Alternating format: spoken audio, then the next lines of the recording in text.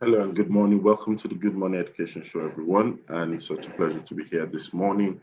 And I'd like to do a great introduction to the show for us on the 8th of September 2021. Guess what? Today is the World Literacy Day, and it's such a pleasure to be here. Good morning, good Gideon SM. Thank you for joining. My name is Rotimi Itayo, and we're streaming from Lagos, Nigeria to West Africa to Africa and to the entire world. We have Fee on standby, and Fee is going to be driving the seats this morning on the Good Morning Education Show. So, ladies and gentlemen, get ready. She's getting ready to rumble. She's at the back end of the studio for us to have a great time. Remember, on the Good Morning Education Show, this show takes place Mondays to Fridays. On Mondays to Fridays, it's 8 a.m. to 9 a.m. On Saturday, it's 9 a.m. to 10 a.m. And on Sunday, it is 5 p.m. to 6 p.m. It's a week-long show. Every day we've got you covered, something interesting, something exciting, something developmental, something engaging, something worth hearing, something worth sharing. And that's why I would like to tell you that you need to subscribe to our channel, like our videos, share the videos, tell someone to tell someone about the Good Morning Education Show. It's not just the Nigerian show, it's the education show. So this is what you need to understand, because we will have analysts across the world. We have analysts from US, we have analysts from UAE, we have had analysts from Kenya, we've had analysts from Uganda, we have analysts from across Africa. Ladies and gentlemen, it doesn't get much better than that. And therefore, I'd like you to tell someone that the Good Morning Education Show is right at your doorstep. And therefore, let's welcome Dr. Fee Folu Falodun. Good morning, Fee. How are you today? Good morning and happy World Literacy Day to everyone out there. One of the best gifts that one can have is the gift of literacy. So, for those who are not yet in that fold, literacy is not geeky. It doesn't make you uncool. It only gives you an edge in your world. And please get on the train, get literate. Welcome to the show this morning. All right, Sophie, I said it, it's World Literacy Day, and on the Good Morning Education Show, we're saying Happy World Literacy Day. And September 8th every year happens to be um, celebrated across the world as International Day of Literacy or World Literacy Day, as the case may be.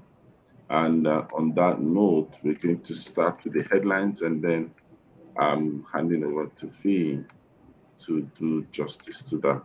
So, Fee, Folu, over to you. All right. So our first headline: Oni expresses confidence in polytechnic education. The Oni of Ife is throwing his support behind polytechnic education. Remember, we have talked about this a number of times, and that's difference between the polytechnic graduate and the university graduate. But the Oni of Ife, Oba Adeyeye Enitan Ogunwusi Ojaja II, has confidence in polytechnic education in Nigeria. The traditional ruler described polytechnic education as a major contributor to the economic and technological development of the country. He said this in a statement on Sunday. Uh, he said this in a statement on Friday while receiving authorities of the institution, that's the Polytechnic of Ibadan, who paid him a courtesy call in his palace in Ife. So, well, maybe if we have more people of substance in the society who throw their weight behind the polytechnic education, maybe we would have better response and a better outlook to that. But definitely, it is not less than the university than the university degree. Moving on, NIHOTSWA boss advocates skill acquisition to solve joblessness. The Director General of the National Institute for Hospitality and Tourism, Nura Soni Kangiwa, has expressed confidence in vocational skills acquisition of the Nigerian arts and crafts industry in the fight against unemployment and poverty in the country. Kangiwa, who stated this recently while declaring open a skills acquisition and empowerment of women in arts and crafts training session organized by the Northeast campus of the Institute in Bauchi, pointed out that the fight against poverty in Nigeria is everyone's responsibility. This is a good call, especially coming from the launch of the institute in the northern part of the country, where if formal education, as they view it, is something that they are swearing off, then vocational education should be embraced. And with vocational education, there are no limits. You go as far as you possibly can expand your mind to go, and you're able to make a lot out of it. So, moving on to the next headline. 206 teachers commence second CEPLAT NPDC training. Okay. 200 teachers and 6 chief inspectors of education from Edo and Delta states have commenced a 3-month training under the second edition of the NPDC CEPLAT Petroleum Development Company PLC joint venture teachers empowerment program known as STEP. They will be trained on modern language techniques, critical thinking skills, problem solving skills, and lesson notes. Speaking at the formal inauguration of the program in Benin during the weekend, the Director for External Affairs and Sustainability, CEPLAT, Dr. Chioma Nwachukwu, said the process for the selection of the benefiting teachers commenced with an online test for 874 teachers that registered from all schools in Edo and Delta states. Yesterday, we had a headline about SPDC launching, was it yesterday or the day before? Something about SPDC launching classroom blocks and equipping them with modern learning equipment and facilities. Today it's CEPLAT, and we are seeing CEPLAT and NPDC, and we are seeing more collaborations like this are very, very, very welcome. Anything that gives the education system a better face, that helps to better position it, yes, it is welcome. And so those who are out of 876 or thereabouts, 200 teachers actually were picked, and other inspectors of education. We're hoping that this is going to really turn around the face of education in the schools that these teachers belong to, so that when they return there would be a difference in the teaching and learning experience in those schools. Stanbic IBTC set to reward successful UTME candidates with scholarship awards.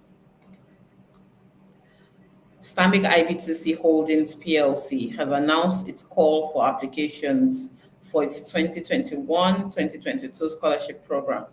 Now in its second year, the program is aimed at encouraging hard work and academic excellence among Nigerian undergraduates.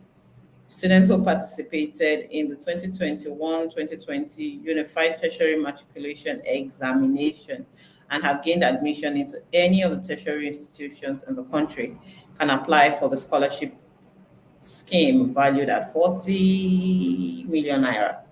It is structured to cater for academic expenses across a period of 4 years and will be disbursed to each successful applicant in tranches of 100,000 per academic session.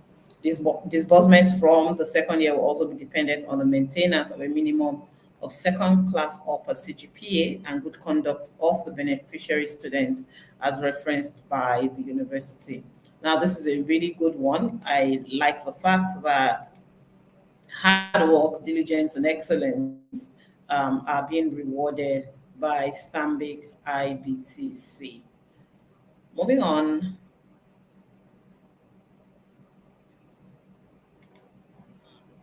Afghan universities deserted as Taliban impose new rules. Universities in Kabul were almost empty on the first day of the Afghan school year as professors and students wrestled with the Taliban's restrictive new rules for the classroom. The Taliban had promised a softer rule than during their first stint in power from 1996 to 2001, when women's freedom in Afghanistan was sharply curtailed and they were banned from higher education. This time, the hardline Islamist group have said women will be allowed to go to private universities under the new regime, but they face tough restrictions on their clothing and movement. Women can only attend class if they wear an abaya, that's a flowing gown, and a niqab, a face veil with a small window to see through, and are separated from men, the Taliban said. Our students don't accept this, and we will have to close the university, said Noor Ali Rahmani, the director of Gajistan University in Kabul, on an almost empty campus on Monday. Our students wear the hijab, not the niqab, he added, referring to a headscarf. I mean, this is a point that it's a sad point to get to in education, where students have to pick between or where people have to pick between their values, religious or otherwise, and the quest to get an education. And it really is sad to see things get to this point. I'm not sure they fighting for to have had freedom for how many years for women to pursue higher education and even education at all, and then getting to this point where it's restricting people's movement, putting a code on their dressing. It's extreme, and this is what we're hoping we don't get to. We're hoping we don't get to that point in this country where people now have to weigh and say, oh, between my values or between my preferences in this area or that, I would rather have that over education. I'm hoping that we can read the signs, we can take into consideration what is happening, and then align properly to give or to ensure that our education system is a robust one. And I believe to our last headline of the morning, OAU dismisses another lecturer for sexual misconduct. So my reactions to this is dual, but let's go first into the body of the news. In its determination to maintain zero tolerance for every form of sexual intimidation, harassment, and or coercion, the Governing Council of the Obafemi Awolowo University, Ile-Ife, has dismissed another lecturer, Dr. Adebayo Mushobalaje, for sexual demeanor against a female student. The spokesman of the university, Abiodun Olanrewaju, said in a statement that the decision to dismiss Dr. Mushobalaje of the Department of English Language in the Faculty of Arts was taken by the University Council at its sitting on Tuesday, 7 September 2021.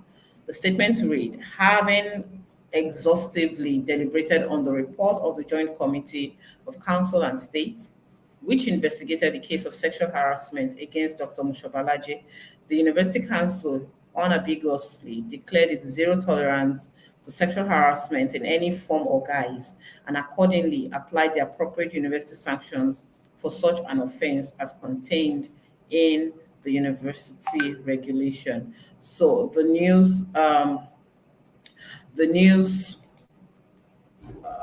body goes on, and it further states and reinforces the university's stance against sexual misconduct and against sexual misdemeanor in within its premises, within its campus. And this is a really good stance to take, especially for female students who feel they don't have a choice. They just have to fall for the overtures by these lecturers. Justice is shown now to over time is now coming up that you cannot be cowered into silence. You cannot be cowered being into not reporting these things. So it's gladdening, especially as the headline says, OU dismisses another. So this is becoming a standard for the school, which I hope that they are able to keep up and able to give female students that confidence that they need to know that when these issues happen or when these things happen, they have somebody or they have a system that can speak up for them. They have a system they can report to. They have a system that will stand up for them. This is very, very cheering. This is very, very heartwarming. And I hope that other universities will take a cue from this and are able to put their feet down to say we have zero tolerance for sexual misconduct in our universities. So that's a win for students. I won't say for female students, it's a win for students, it's a win for education in the country. And with that, we come to the end of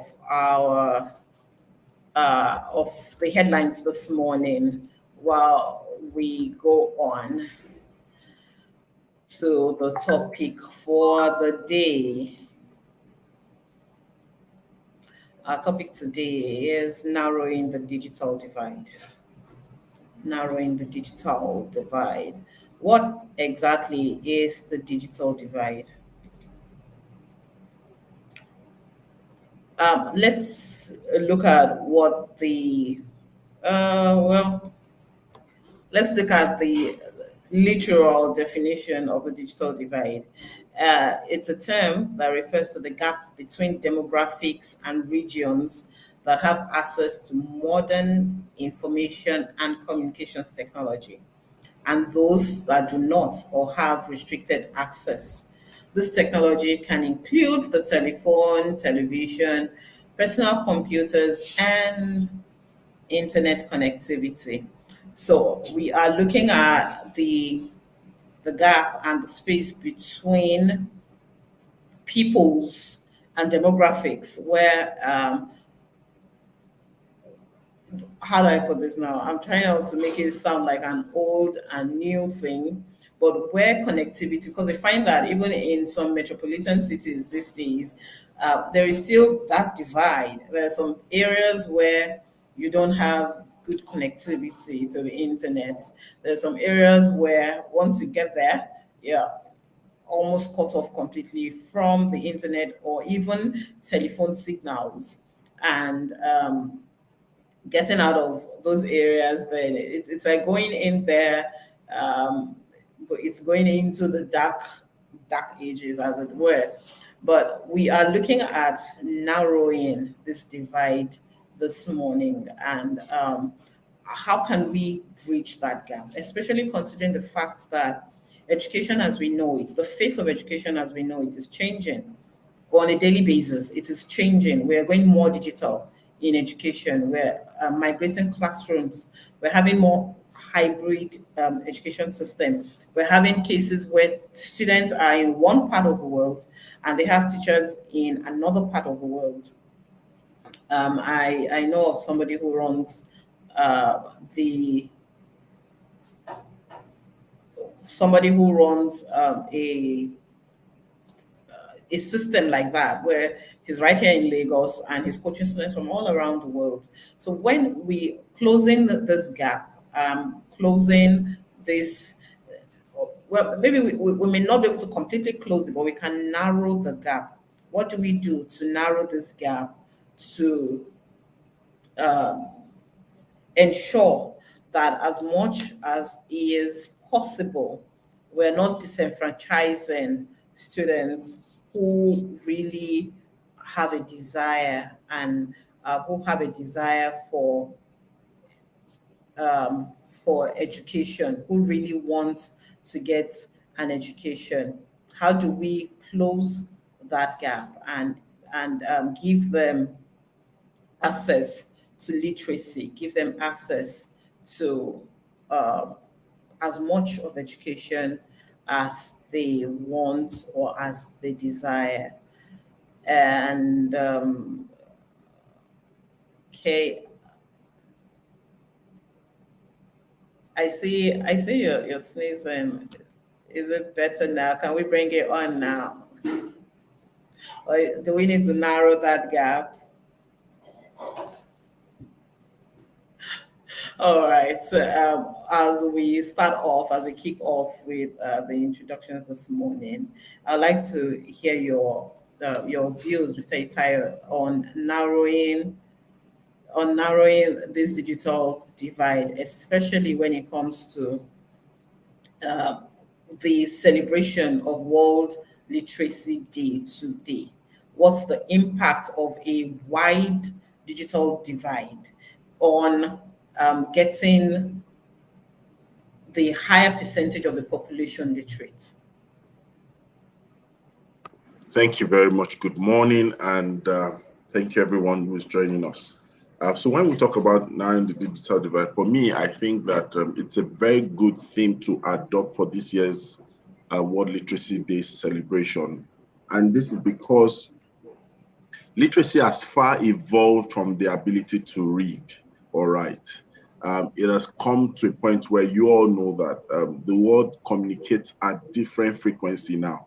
So the ability to write as it used to be would have been the capacity of how you're able to master handwriting or how you are able to conjure words together and make it meaningful to find expression. Expression has changed in the world today. So, but then there is a digital literacy concern and concept that we need to look at. And this is where we begin to see that though there is technology and we appreciate and celebrate technology, we sometimes get to realize that the digital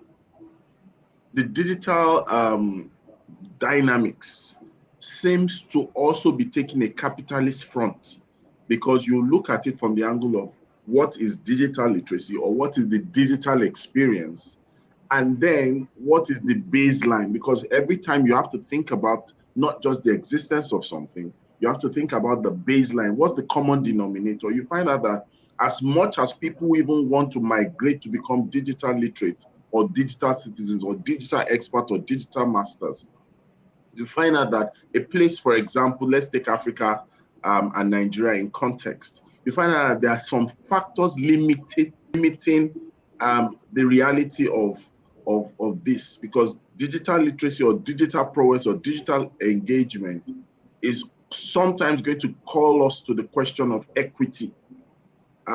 Is it everyone that really has come onto the digital space? No.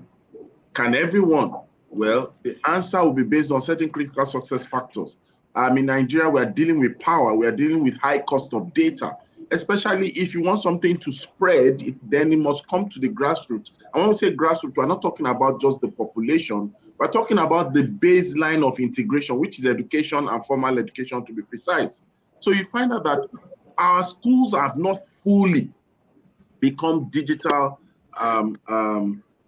digital schools. They've not fully migrated to the digital platform.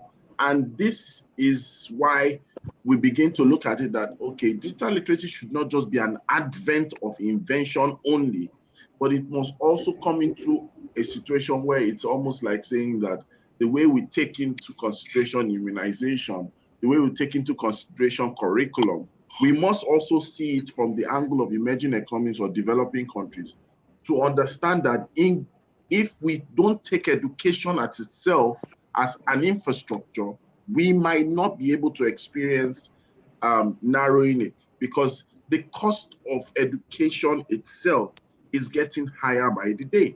And the only way we are able to get benefit is when we're able to tap into the digital space, not just from being digital literate alone, but also being digital natives. And people can easily find it that it's a culture and a norm. Education must not stay as a sector any longer. It must now be seen as an infrastructure, because it's where you find out that this is not just a thing, but a tool. Then you begin to see that, oh, that's true. And people begin to understand that then we can have expertise, we can have more kinds of universities, and not be thinking about it that for you to have a university, you have to have maybe 12,000 hectares. And then you start thinking of your project of brick and mortar. And this is how we begin to narrow the digital divide, because until you find a block that can make digital expression or digital engagement a culture, it cannot dissipate down to everyone. It can, just like GSM when it came in '99, it was elitist, of course, because of the cost and everything. But if you notice, the way the SIM card proliferation now began, when we saw that a lot of people were now not using it as just a status symbol, but as a communication tool, Business Center stood up to make sure that some people have access to those who have access to mobile phones. Before you know it, it became a culture. And the moment it became a culture, we began to see students having it. Some people felt insulted that students were having mobile phones, but at a particular point in time, then we all knew that, look, this thing is not on an exclusive list. It's meant to be on an experiential list where everyone should be communicating. And then our numbers began to make sense to the telecoms providers. When you think about in Nigeria, 180 million people, what are we waiting for? And then you know the rest of the story. So this is what I think. And on the World Literacy Day, I'd like to ring the bell of blessing for a digital evangelist called Titi. Thank you for coming on board. Good morning. Good morning. This is unbelievable. Good morning. Madam Adewusi, oh, welcome back to this part of the world. Yes, I'm back from my sabbatical. In fact, great having you this morning. It was a long sabbatical, but it's good to be back. In fact, very long. Don't be surprised if Titi is inviting us for naming ceremony.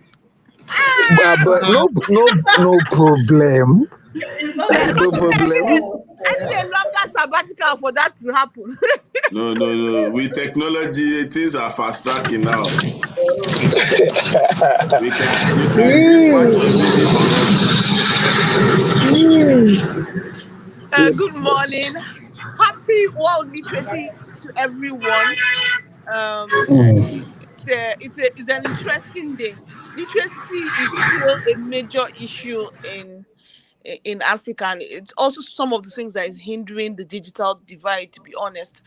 One of the interesting things we find when we go and play games with children in the various schools is literacy. We find out that they can't read. They're primary 4, then primary 5. You want them to play the game, but they can't read the instructions. They can't read the text. But once read to them, then they understand. They understand what they need to do. So it just also shows that the digital divide and literacy is very much they're very much entwined. So as we talk about World Literacy Day, we really need to encourage say how do we promote literacy.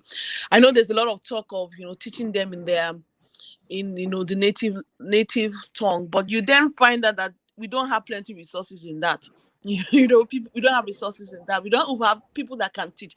That I can speak my language doesn't necessarily mean I can read and write in it. It can be something completely different. In the end, everything starts with knowing sounds, and phonics and all that, which is the tools for literacy. So I just want to push that out as a neat introduction. What's good is good to be here. I made up my mind to try and make it sometime this week. So thank you. And it's good to have you back, really. Thank you for joining the show. And also, we welcome to the show this morning, Olushola Olumide. I know you have joined in welcoming people from Yes, good morning. Don't mind me. I was excited seeing Teacher Adewusi back here. Is really really interesting. Good morning to everyone. Good morning to our tribe member. Good morning. And we'd like to have your view on the impact of a wide digital divide on literacy and the full education of students. Yes. Okay, go ahead. Oh, Fee, who was questioning? I wanted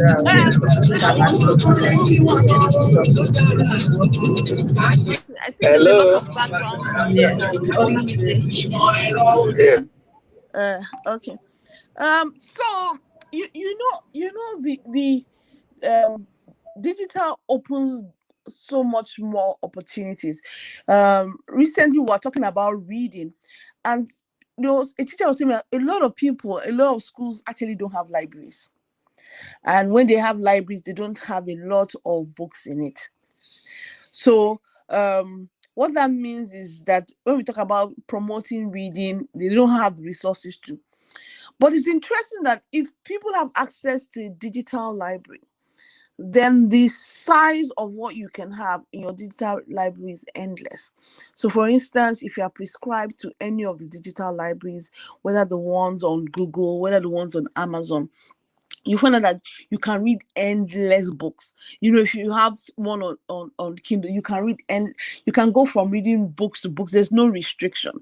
If you have Epic, if you have a number of things. So digital promotes literacy in the sense that it opens up access. And the school doesn't need to have plenty computers. They can actually have one. They can have one computer and have access to so many books. They can then, print out sections for the children to read. They can even just read it. So it just opens up what people have access to. We keep saying that your teacher can teach you something, but if you're interested in knowing more, then you can go and just, check on it.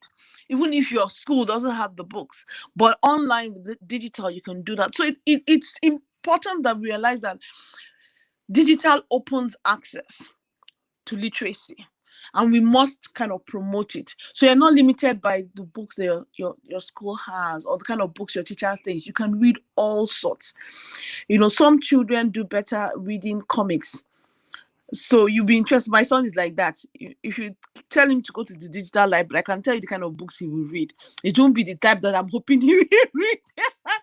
But he's here beside me laughing. He will go read the comic ones. He will go read the ones on football, not the kinds that mommy will pick out for him. Mommy will pick out the completely. So it just means that with that, your children have access. And reading is reading, because what you want them, the more you read, the more your vocabulary, the more your knowledge. We are limited by our experiences. That there's no how. You see, creativity that people talk about is you cannot be creative beyond your experiences. You can't be a creative writer beyond the books that you've read. So it's your creativity is based on your experiences. And the beautiful thing about your experiences is that even without physically experiencing it, books can open your eyes to experiences. So I might never have traveled to Timbuktu, but I can read about Timbuktu. I might not have never been to America, but I can read about Obama. I can read about Rosa Parks. I can begin to feel I'm there. I can read about the states, the country. I can read about the pyramids. My mind just begins to go because I've fed it through books. And a lot of these books now, digital. See, a lot of things we want to even research now. Imagine our own time, Fee, when we are doing research. Where did you have to go and do research? Where I just see these people are enjoying, Libraries. It's the libraries, the books were old. Yeah. And the books in our libraries in university, they were at least a decade old. Some of them were older than our parents. They were at least a decade old. So every time we were doing research in those days, it was limited by what we had. But now, if I want to do a research and I go on Google, when I even go on Google, I never look at the one, I look at the date of the what to decide which one I will open. So I will look at more of the newer ones. Then if I'm not happy, I'll go, So our learning is open. I know the reason why the world is more of a global village, because we know what's happening all over the world. Imagine we didn't have the internet with what had happened in COVID. Would all have been dying in our different ways in isolation. Nobody would have wanted to come together and realize that what's happening here is also happening in another place. So what are you people doing there? So digital and literacy are so connected. Even when a school doesn't have high-end resources, through digital they can get it. So let's say, for instance, you don't know how to explain this to your students. You can actually go online, check for, a teacher or someone has done a video that can explain it better, then come and play to your children. So that's why I say that, the digital divide and literacy just opens up. We're no longer limited to the resources and the teachers that we have. Like in secondary school, sometimes you have a good physics teacher, sometimes you won't have a good physics teacher, depending, But now, with digital, if I have anything I need people to explain to me, by the time I check YouTube, look at 3 or 4 words, I will get, I don't like the way this, it's like looking at Bible translation. I don't like the way this King James has said it. Let me now look at what Amplified has said. No, I don't like Amplified. Let me look at the Message or the Passion Translation or NLT. So that's what digital. It just gives us variety, and then the more you read those various translations, you get an angle that you didn't see there. And so we really need here in Nigeria and in Africa generally to promote digital. I feel that anything outside of digital, we are just crawling instead of accelerating it. The children can, we don't have to have a full robotics class, in our school. But if the children can go online, their minds are open, their creativity is enlarged.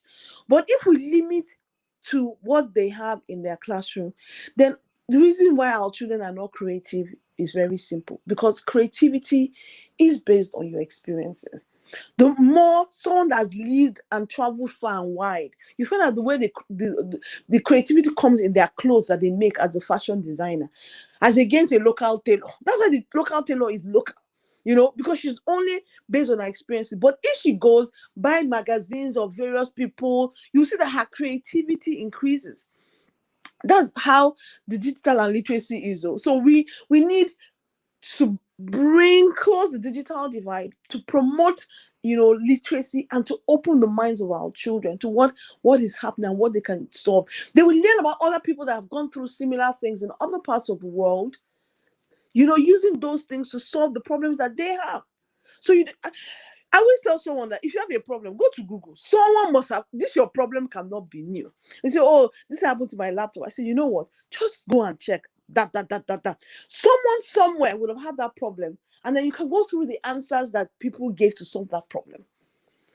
So that's the same way I look at digital and literacy. Anything you want. Even when you want to write essay, someone would have written that essay. In our time, you had to, we didn't have much in coming up with your debate and essays. But now, just go. There are sites where you can go and get essays, and you can then read through it, and then it opens your mouth. I didn't think about this angle, Let me stop talking. Let's see you back to Yeah, you have come with a really robust perspective to this, and we have several looks at what the importance of digital access to literacy and then to education.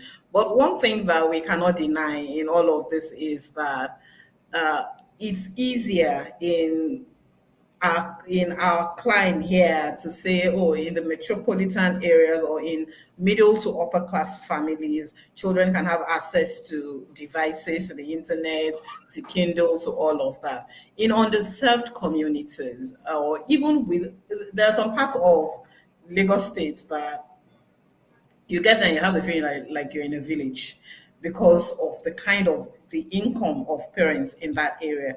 For children who are in this kind of environment, what can be done to get to narrow the digital chasm for them? And I would like to say to answer this. So you said what can be done to the To last part? narrow that digital chasm for children in with for children in poorly funded or for children with parents who are not very advantaged, to give them these devices and this access to the internet as it is. I think, thank you very much. I think that one of the things that we might need to do for people in that category is to start with interventions, because probably we know that their numbers are high, and then the spread factor, So take, for example, Titi using an example that there are certain things that you might really want to have, but then there are always ways around it. So we know that some people might not be able to have data, as it were, to do some things and leverage on the digital space. But for those who have, you can create an intervention. So for example, a step down intervention could be to provide flat screen TVs, and then you download some learning materials in such a way where it's maybe in a hard drive, and then you put it in that TV. Now, they don't need to download or they don't need to stream and have the issue of data restriction.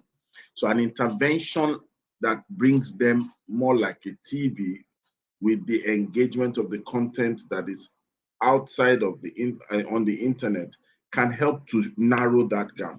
And in some cases, I think that technology is such a beautiful experience in different ways, where sometimes we might limit it, not just limit it to proper data, access to data. We can actually have what you call radio frequency engagements. I spoke with some group of tech guys, and they even shared the fact that if you notice the drones that we fly, some of these drones that we fly, they are not necessarily, operating the drones at a high level range of internet. It's just between the normal radio frequency and the bit of, there's a way they explained it. And, think about a situation where you have a drone. Let me just say, maybe Titi has a session on STEM, or Titi is teaching something in math. And I flew a drone to Titi's class, and probably have it as something that is wide range. You can hear the audio and all those things.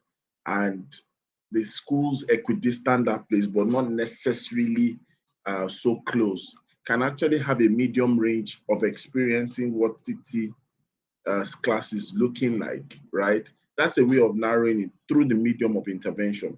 And from intervention, we can now start having activations. I remember that there were phones given during the pandemic, and there are many interventions that led to activations as well. But we need to begin to have sometimes shared expertise or shared practice to help people that are in low income areas, or people that have a huge deficit of digital experience.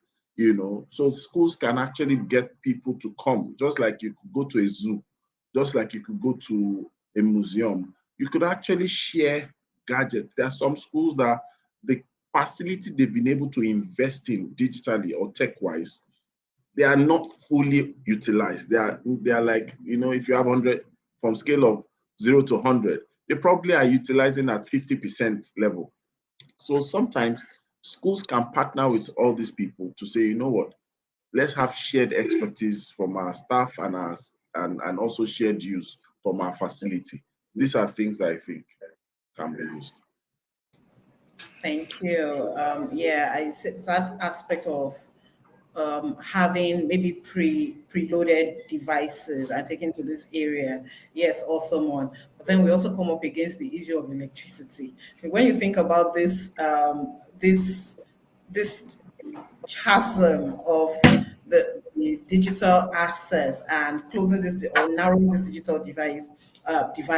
There are so many things that come in. There's a lot of interference and interplay that come in, and in some areas you can even have the electricity supply, have the device preloaded, but then the parents are not ready to release their children because the children are part of the economy of the family.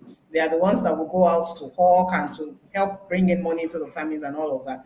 So when we look at this multifaceted hydra of this problem, at what point, what should be the first thing that we are attacking? What is that thing that, if we're able to, first of all, handle that head of the monster, then it's to a large extent reduces other issues that we have to deal with. And I'll start with Adewusi.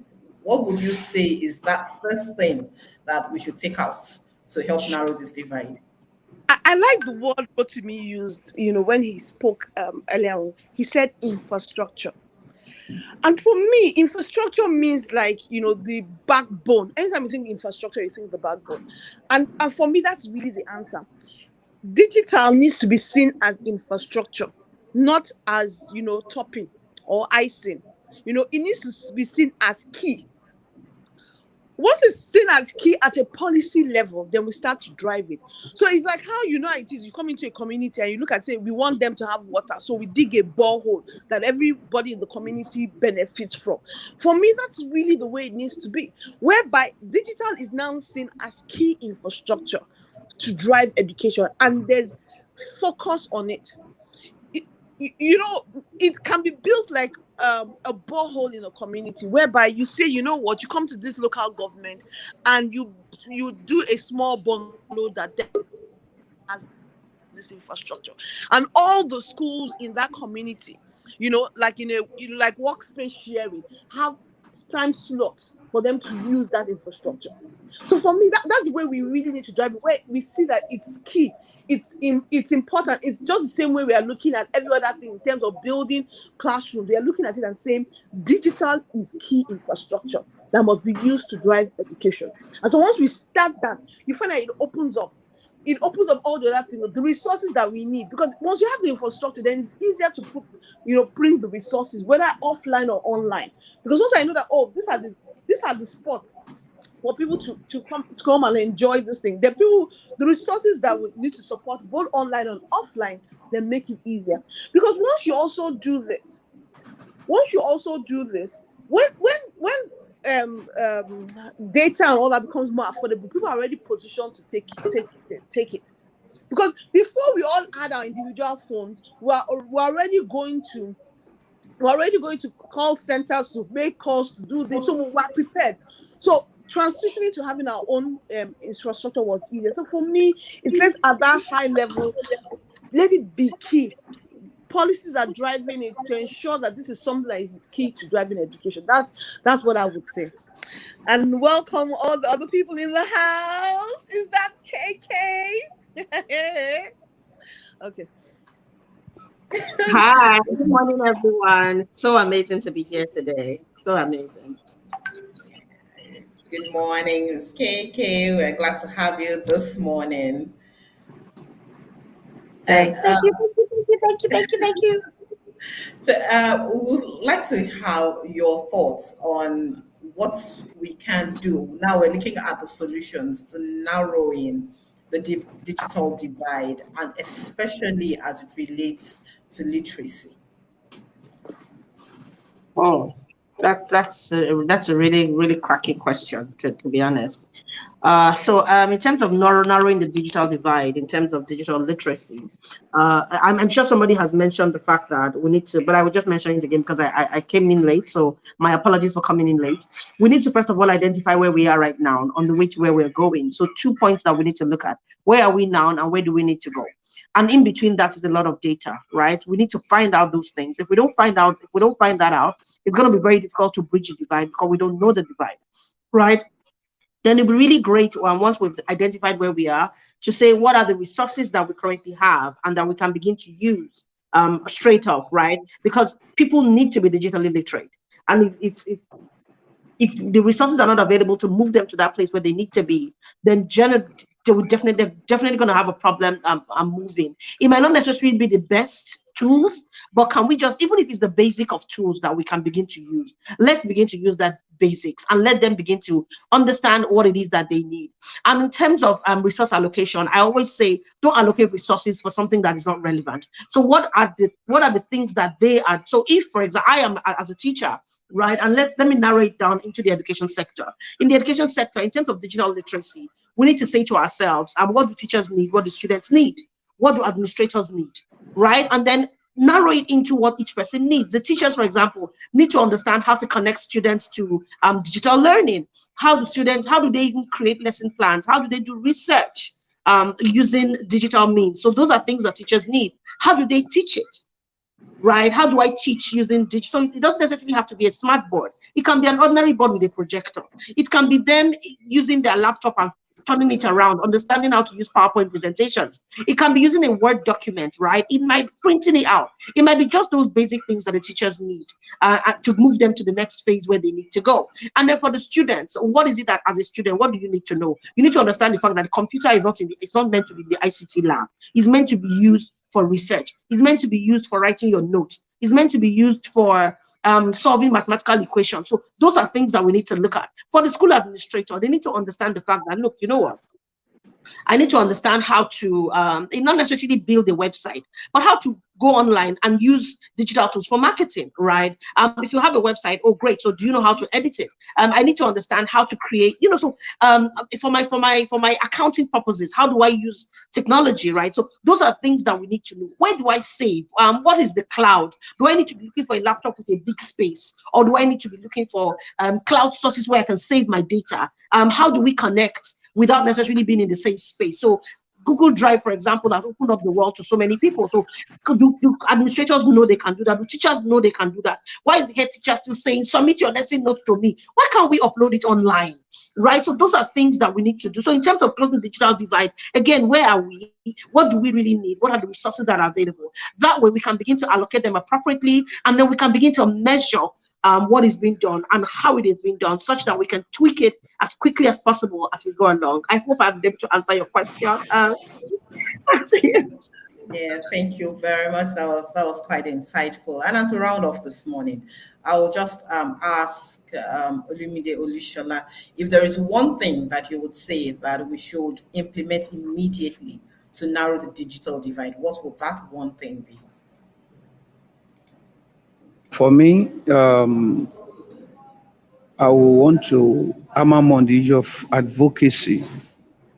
Yes, you spoke about underserved community, and I can tell you the population inhabiting the hinterland is mind blowing, and at times it's not because they don't like good things, but those things have not been accessible. And at times when you are even trying to help and give them access, some of them have this mentality. Somebody somewhere could have told them that thing they are talking about, maybe that thing will cause an harm or will affect you this way, that way. And some of them will not even find out. So they'll just run with that. So I think the issue of advocacy is very, very paramount, because it's good. Like we've spoken about intervention. At times you are trying to intervene. If the people you are trying to help does not see the need for the help may be a waste. So for the people in this city, urban area, fine. Like KK just said now, great. I think that is at an higher level. But the very grassroots, like Rotimi said earlier on, I think for me, advocacy, we need more of these people.